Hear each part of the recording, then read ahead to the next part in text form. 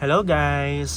Welcome back to my channel. You are watching Blue R Archive PH, and for this video, we're going to do a packing an order or packing orders video. So I've got 3 sets of orders for D8 photo cards. The others are here at the top. And then we're going to take a look at how I do packing with this D8 photo cards in my Shopee store. At first, I want to have an overview on the different materials that I will be using on this packaging. So first one, meron tayo ditong custom-made na thank you letter for our clients. So it basically says, "Hello, thank you for your order." Tapos meron tayo dyan, "You made our day. We hope Minghao arrived to you safely." Yan. And this is my Shopee store, guys. Blue R Archive PH. And syempre, dahil Minghao ito, no, D8 photo cards, syempre hindi mawawala ang mga frogs natin dyan. Very, very cute. I just made this custom made thank you letter sa Canva. Diba? So, super cute niya. Super nice. Saban paper lang siya, guys. And also, we're going to make use of these washi tapes right here na hindi ko alam if may dikit pa dahil sobrang tagal na nito sa akin. So, itong mas makapal na washi tape, ito yung gagamitin natin sa pagdidikit ng mga karton sa bawat isa kasi meron tayong cardboard dito later on. Ito naman yung pagdikit ng photo card sa may plastic sleeves doon sa cardboard mismo. So, tatlo siya, iba-ibang design. So, yeah. I also got this from Shopee. So, washi tape yung tawag dito.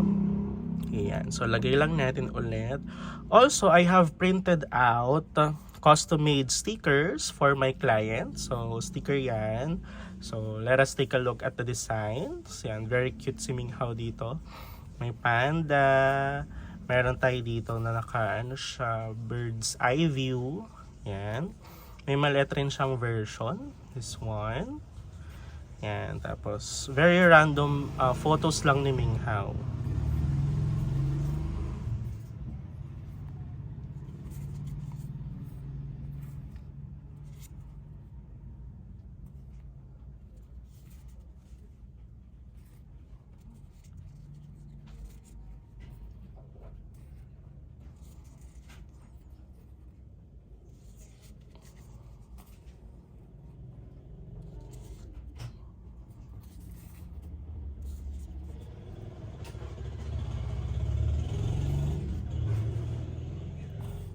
Ayan. So, free lang to mga stickers, no? Para syempre, di ba, sumaya yung clients natin.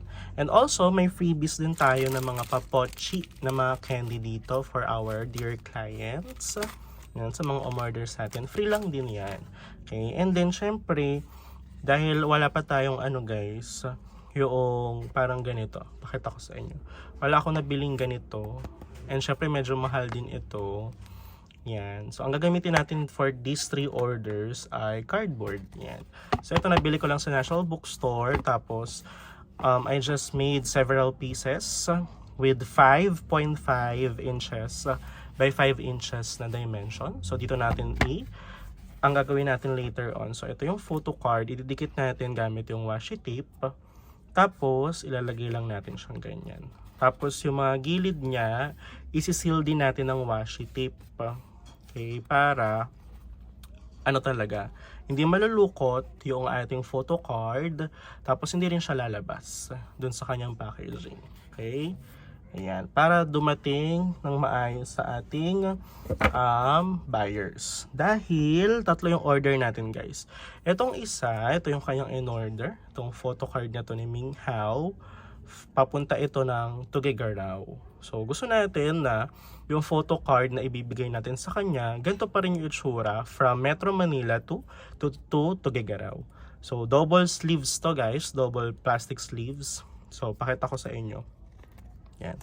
So, yan. So, meron isang plastic sleeve na ganito. Meron siyang mas maliit na plastic sleeves. Ang tawag ata dito ay popcorn sleeves. So, ang ginagawa ko, nakalagay lang dyan yung photo card. Yan. Tapos, syempre, para walang butas, yung itaas na part niya, isi-seal ko rin siya ng ganun. Yan, para hindi siya malalagyan ng kahit na anong dumi. Tapos yun nga, ilalagay natin sa cardboard para naman hindi siya malukot. Our second order, ito naman yung kanyang in-order. 2 photo card, isang Al13 na photo card. Tapos ito isa na You Make My Day, Set the Sun na ni Ming Hao.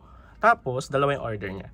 Tapos yung third set ng order natin guys, nagulat ako kagabi, umorder siya sa Shopee store natin, Blue R Archive PH, ng 15 photo cards. So, pakita ko sa inyo kung ano yung kanyang in-order.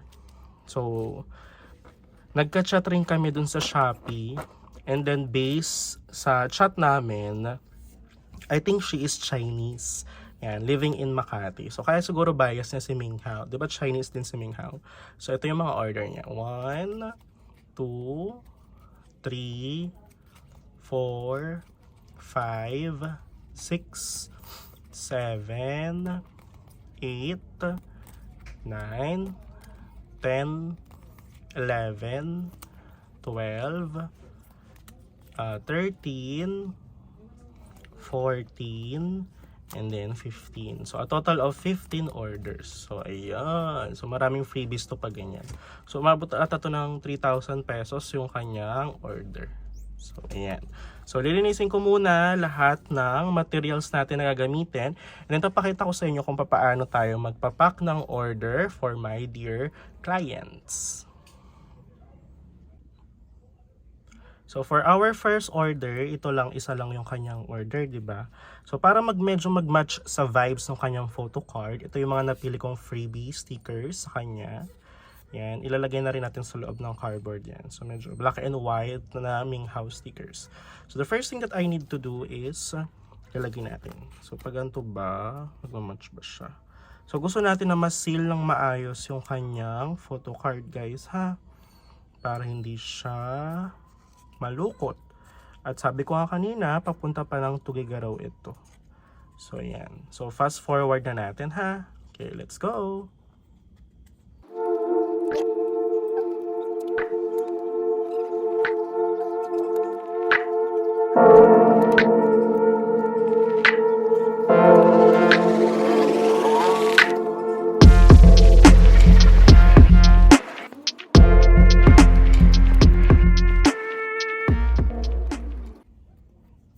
Ayan. So, I think it's pretty sealed na. So, hindi na siya mawawala. So, make sure nakadikit talaga siya, guys. Ha? Dito sa gilid. Sa plastic, tsaka sa cardboard. Kaya cardboard rin yung pinili ko para didikit yung washi tape natin. Tingnan nyo. Walang nakaawang na kahit ano. And very cute, diba? Pagbukas niya, may cute na para naka-frame dito si Ming Hao. And do not worry with the washi tape. Hindi naman siya makakasira dun sa popcorn plastic sleeves natin kasi madali lang naman siyang tanggalin. Yan. So, ang gagawin lang natin, ilalagay lang natin dito yung mga stickers. Yung mga stickers, kahit hindi naman yan masyadong naka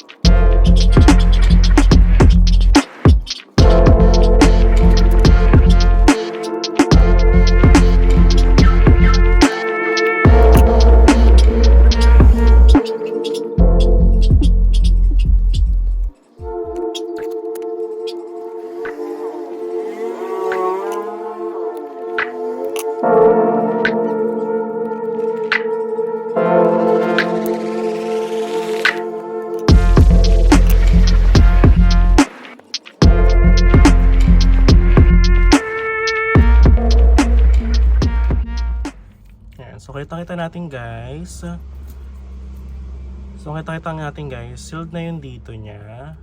Sealed na yung dito. Tapos, sealed na rin yung dito.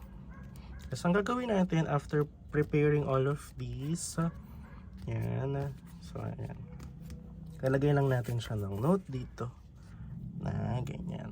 So, hello, thank you for your order. Diba? Very cute lang siya. Tapos yung pochi later, ilalagay natin yan sa bubble wrap. So yan. So tapusin ko lang lahat ng tatlong orders guys ha. Then pakita ko sa inyo, balik ako later on pag tapos na.